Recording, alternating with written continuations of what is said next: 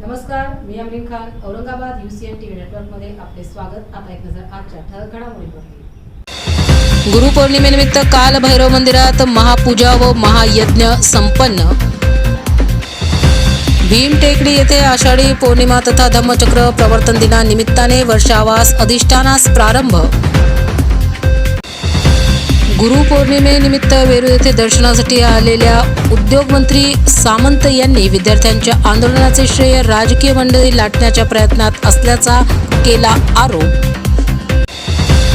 जंतर मंतरच्या यशस्वी आंदोलनानंतर CJP संस्थापक अभिजित दिपके यांचे शहरात आगमन. विमानतळावरूनच सरकारला वेळीच जाग नाही आली तर विद्यार्थी सरकार बदलतीलचा दिपकेंनी दिला इशारा.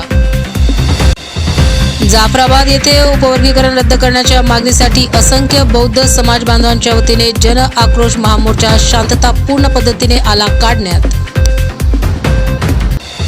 29 ते 31 जुलै शहरासह जालना, नाशिक, धुळे, नागपूर ते चंद्रपूर पट्ट्यात अतिवृष्टीचा धोका. शेतकऱ्यांसह नागरिकांनी काळजी घेण्याचे हवामान तज्ज्ञांचे आवाहन. क्रांती संघटनेतर्फे शिक्षण व्यवस्था व स्पर्धा परीक्षेतील आमूलाग्र बदलाकरिता मागणीचे निवेदन विभागीय आयुक्तांना सादर. सेफ फूड सेफ महाराष्ट्र मोहिमेअंतर्गत 30,29,493 रुपये किमतीचा प्रतिबंधित अन्न पदार्थ साठा करण्यात आला जप्त.